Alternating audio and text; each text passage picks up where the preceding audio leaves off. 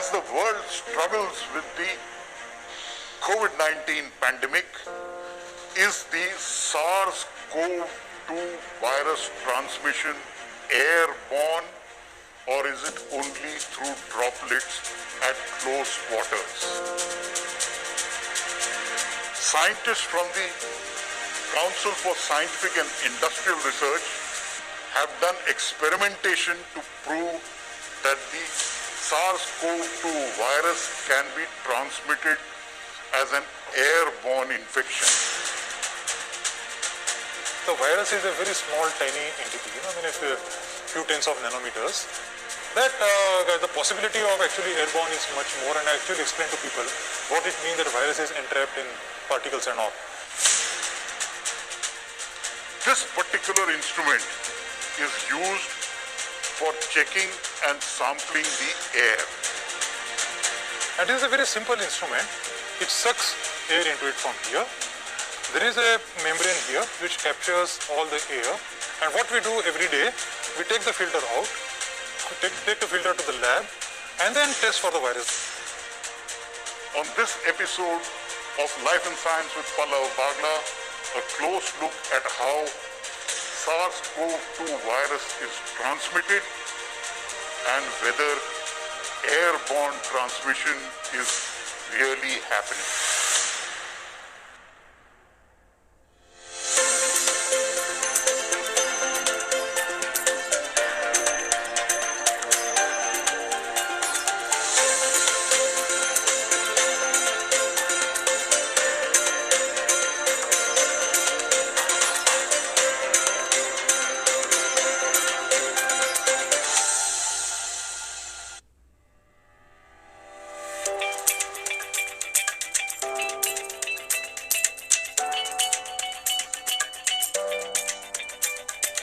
One subject which has vexed the mind of scientists all through the COVID-19 pandemic is how is the SARS-CoV-2 virus transmitted?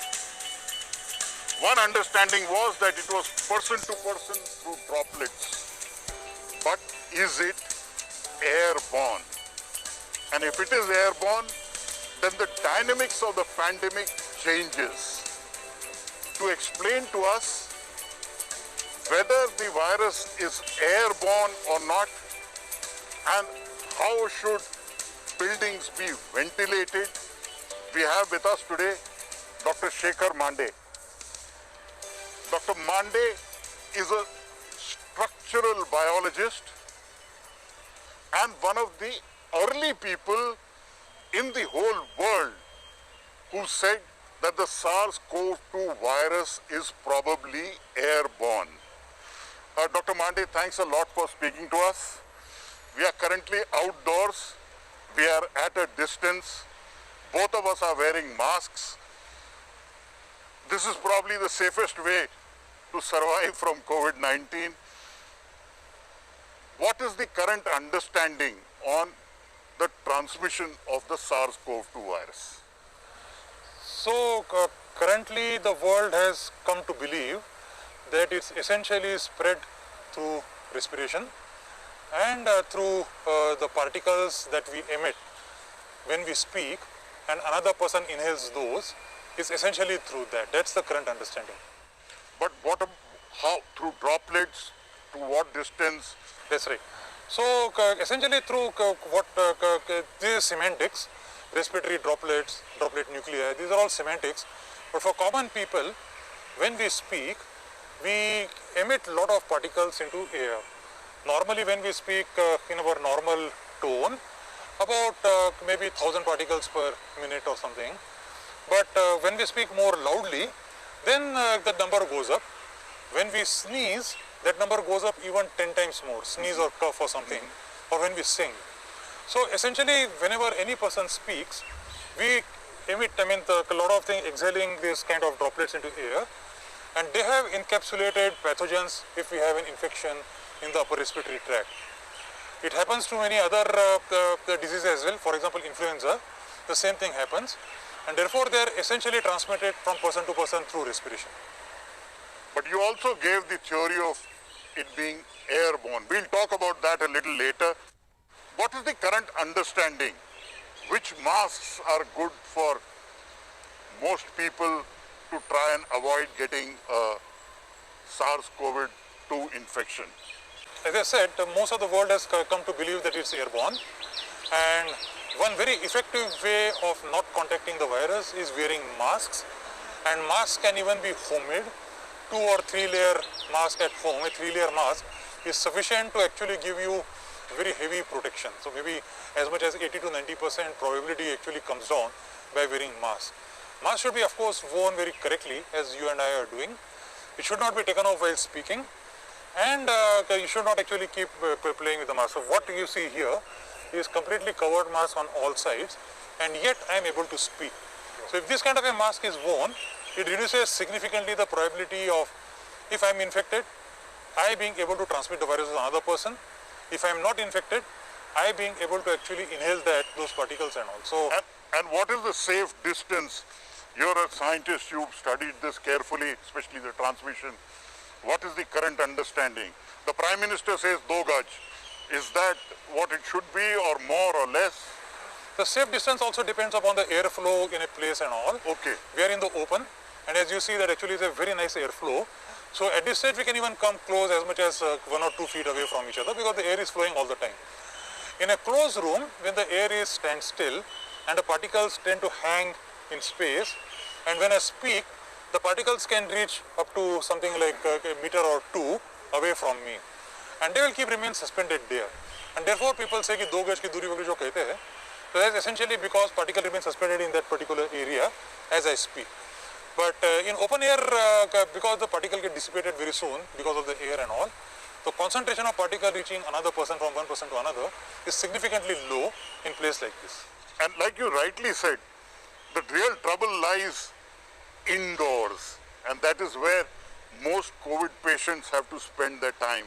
Let's go and look at some of the solutions and some of the experiments you did, and how ventilation can help in keeping the SARS CoV-2 virus away from people. Let's go and take a look.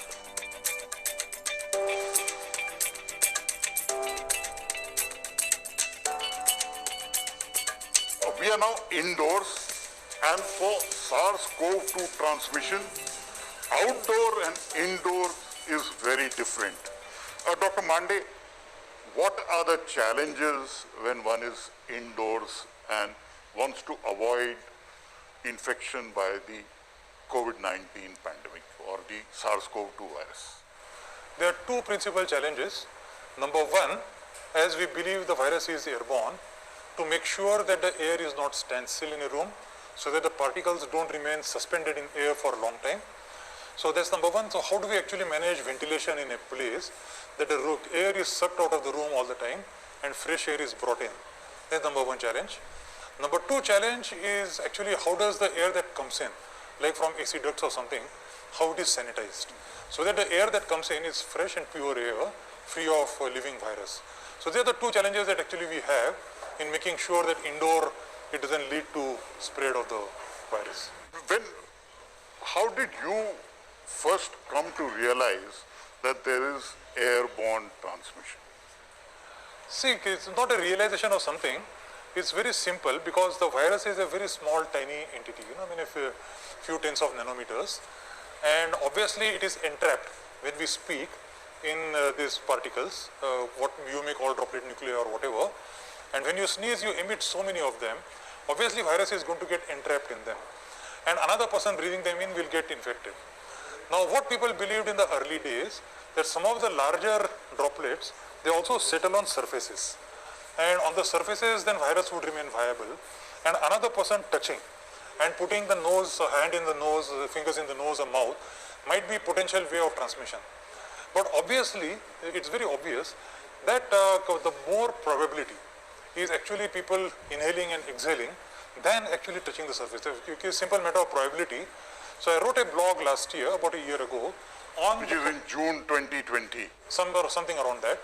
That the possibility of actually airborne is much more, and I actually explained to people what it means that virus is entrapped in particles and all.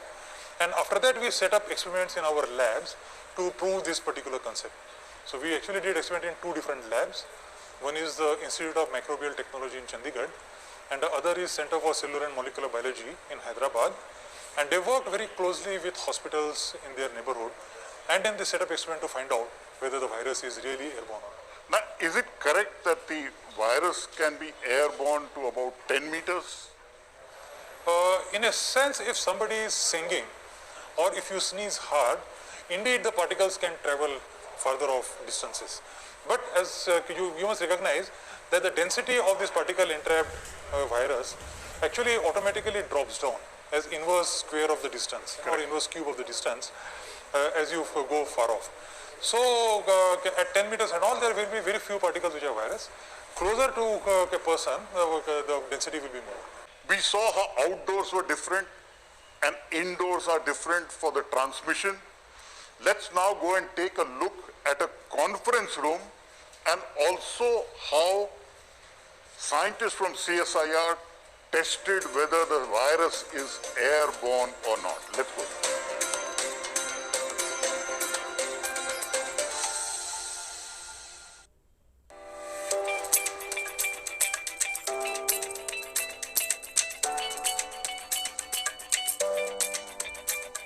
Now we are indoors, and the CSIR did several experiments to figure out the viral load in indoor conditions. Dr. Mandey, you explained to us that you did experiments in several different settings. Tell us a little bit about this air sampler and how does it help in trying to decipher whether it's airborne or not. See, to show that the virus is in the air, we need to first capture that virus by some sort of a device, and having captured, we need to show whether the virus is there or not, present or not. And number 3, if the virus is there, whether it's viable virus or not. Many times you also have a dead virus. So all these 3 experiments have to be done independently. So when we propose that a virus is essentially transmitted through air, then we devise this instrument, our lab in Chandigarh, the Central Scientific Instrumentation Organization or CSIO. And this is a very simple instrument. It sucks air into it from here. There is a membrane here which captures all the air. Like a HEPA filter or something. Exactly. And what we do every day, we take the filter out, take the filter to the lab, and then test for the virus by simple RT-PCR or something like that. Oh, simple swab will tell you. Correct. Okay. It's as simple as that. It's not a rocket science or something. So when we actually put this on, as you can see here, is the instrument is on now. So it's sucking air. It's sucking air. And the air is going from behind, as you can see here. Yeah, it's coming out from here. Coming out from here, it is sucking from here. Correct. You know, so, and there is a filter in between. And the filter captures that particular air. That's essentially what we do. And where all did you test using this machine? So we took this machine to many different hospitals. In Chandigarh, we of course collaborated with institutes like PGI. In Hyderabad also, we collaborated with local hospitals. And we took it to ICUs, we took it to general wards, we took it to patient hold areas or patient relatives hold areas. We also took it to homes of people who were infected. In one family, there were 6 people infected to check in which room the viral load is more or something. And it turns out very interesting is that even in ICU, if there was only 1 patient or something, then we did not find too much virus beyond 5 or 6 feet beyond that particular patient. But the moment there were 7 or 8 people, the whole of ICU was full, the air was full with virus which was there. Similarly, in patient hold areas, if it's not very well ventilated, we do find virus if it's not very well ventilated. In the homes, it was quite startling that in the living rooms, in the kitchen, in the bedrooms, there are of course virus, but the maximum viral load was in the toilets. Oh. And toilets, our hypothesis, our theory is that people usually tend to take their masks out, and also toilets actually generate a lot of aerosols because of flushing. Flush. Exactly. And the viral particles in toilets remained in the place even 2 hours after the person had left, come out of the toilet. Okay. So that was very interesting to see that virus actually remains suspended in air. Toilets naturally are not as well ventilated unless you put the exhaust fan on. But even then actually they are not as well ventilated as other places. So that's the thing that But you also then, along with the Center for Cellular and Molecular Biology, you looked at the virus samples and have a preprint publication on that. Tell us a little bit about that.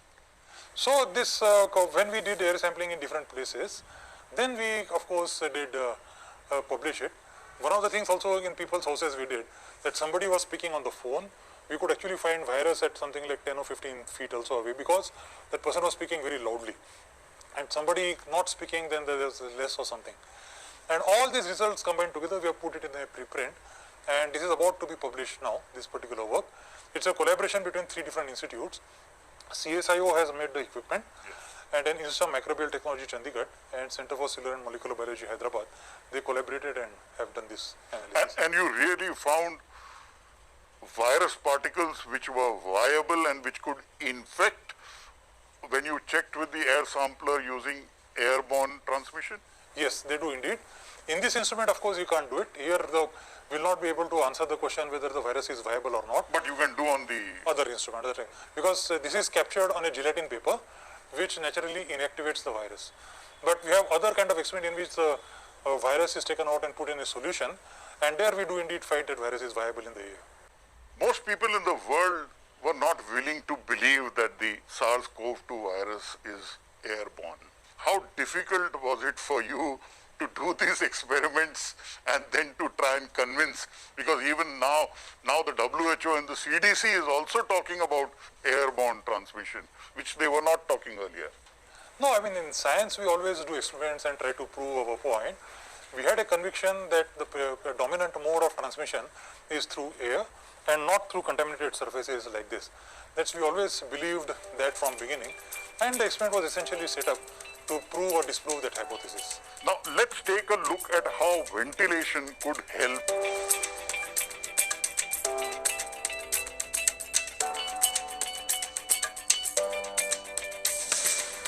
We are indoors, and in these settings, the way ventilation is handled is critical. Pre-pandemic, the ventilation could be very different, and post-pandemic, the ventilation has to be different. Dr. Mande, in indoor settings, especially air-conditioned rooms where the circulation is not happening, what are the solutions which have been given by the Central Building Research Institute, which is part of CSIR?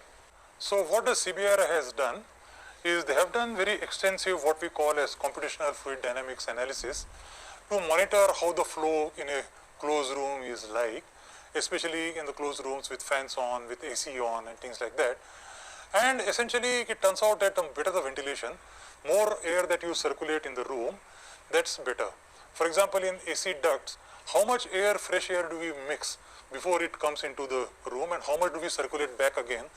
They are the kind of calculations that they have done, and these calculations are valid in all enclosed places: rooms, buses, trucks, railways, coaches, aeroplanes.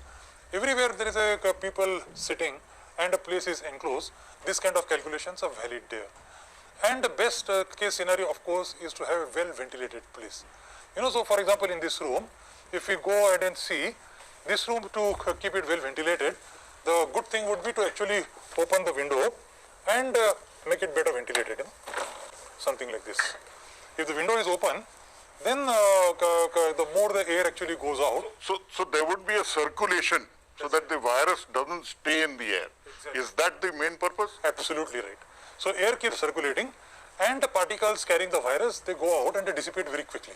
The moment they are in the air, the concentration of those particles becomes so less that the probability of any person contacting actually is very, very less. Now, today in most modern hotels, the windows are sealed, literally sealed. Is that a good thing in post-pandemic conditions?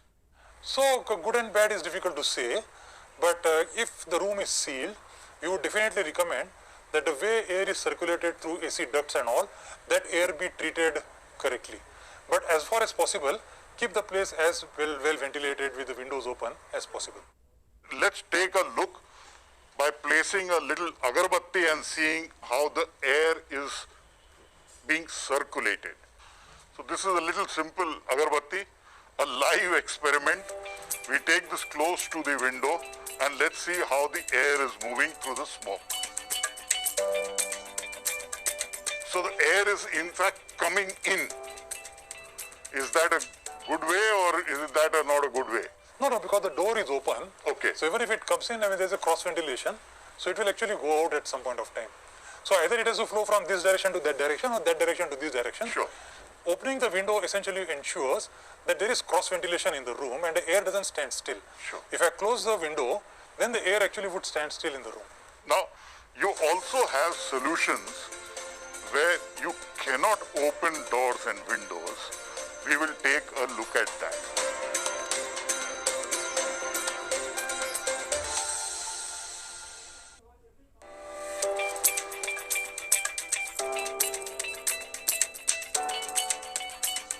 Dr. Mande, this iconic auditorium, and any auditorium for that matter, where there are large number of people, how does one handle not getting infected by this SARS CoV-2 virus? Yeah, so as we were talking earlier, if a room is not very well ventilated, typically those rooms have air conditioners, and you can see the vents there all along the sides of the auditorium. There are vents. There are two kinds of vents. One vent brings air from outside, another vent actually sucks air from the room, right? Now then we have to decide in these rooms, how much mixture are you going to do that when the air is circulated? That the air that is taken from here is then mixed with fresh air that is coming in, how much of that?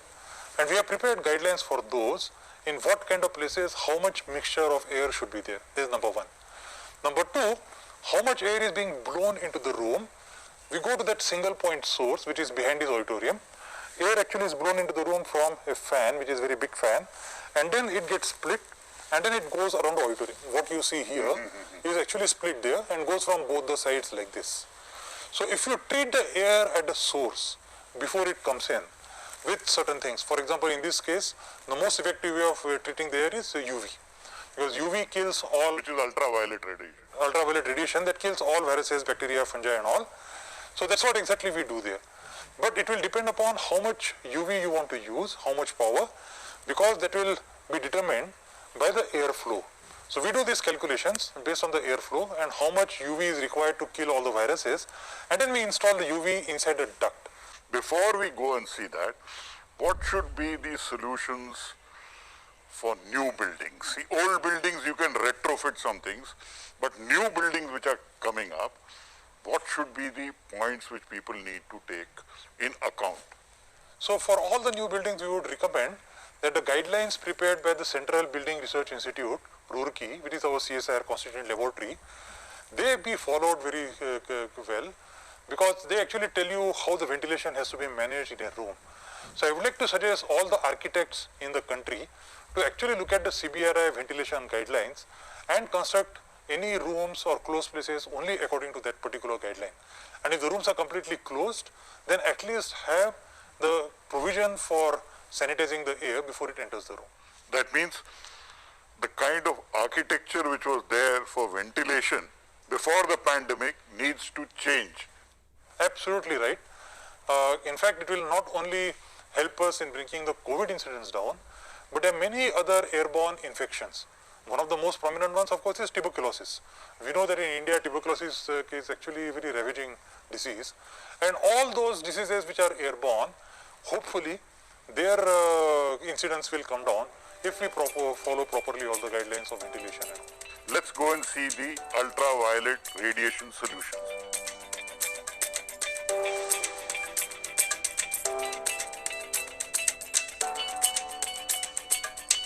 We saw the auditorium where many people can sit, and what are the solutions through ultraviolet radiation. Dr. Mande, we are in the AC plant room. Can you explain to me how you do the UV disinfection of the air? So this is the air handling unit, AHU, that actually blows air from this side towards the auditorium like this. So this is a single point source of air that goes into the auditorium. Now we calculate how much airflow is going through this, and accordingly we decide how much UV power is to be used for that. Now the attachment that you see here, the UV bulbs are fitted on this side. Oh, there are tubes there. That's right. They are the UV bulbs, and this attachment can now be actually shifted up, and now the duct is closed. When once you do this, then the duct is closed, and the UV lights come on. At that stage, whatever air is going into the auditorium, that is automatically sanitized with this. So no living virus can go through that. So that's the way to sanitize the air. But is it, how much flow can this handle? Because UV radiation is passing through a limited area, and how much flow can it handle? No, so any amount of flow is fine. We just increase the wattage of the UV. Okay, so you can increase the power output of the ultraviolet radiation. That's right. And is it foolproof? In a sense that nothing, solution that we talk of, wearing a mask or keeping distance and all, is completely foolproof. The same thing holds with this. What it does, it brings down the probability of transmission substantially. So just like wearing a mask brings down the probability of transmission, contacting the disease, or maintaining distance does that, the same thing it does, very substantially it brings down the, so people who are in the auditorium would be much better protected if the air is sanitized than not. One question which every parent has in mind, in schools, what do you do in classroom settings? Is there some solution, ventilation, UV radiation? What can be done to make classrooms safer? So as we have been saying that follow the ventilation guidelines very scrupulously, the guidelines prepared by Central Building Research Institute, but also have the arrangement of seating of students such that it is more conducive, that students are away from each other and all, they are not too crowded in one single room. Crowding always leads to problem. So if the students are sitting separately and staggered manner in different rows, and if the room is well ventilated, then it's good. Many schools, very high standard schools, are not ventilated, they are fully AC and all. In such cases, we'll definitely recommend a solution such as this. We have also come up with a solution in which we have a stand-alone unit in a room, and that circulates air within a room. It's just like a fan, but instead of a ceiling or a wall-mounted fan, it actually is in a corner. It's a stand-alone thing, just like the Vayu that you have seen outside. Yes. It gets the air inside, sucks the air inside, it treats it with UV, and then blows the air out. So that unit also is something very similar, solution something similar to this. Thanks a lot for speaking to us, Dr. Mande. You figured out that SARS CoV-2 virus was airborne, and you didn't leave it there. You also gave solutions for both indoor settings like large auditoriums and conference rooms, and in hospital settings, how to reduce the viral load. Thanks a lot. Thank you. I hope the pandemic ends soon and we can all lead normal lives without masks and not be worried. But till then, we need to be following COVID appropriate behavior. Thanks a lot. Thank you very much. We saw how earlier people thought only person-to-person contact through droplets was how the COVID-19 pandemic was spreading.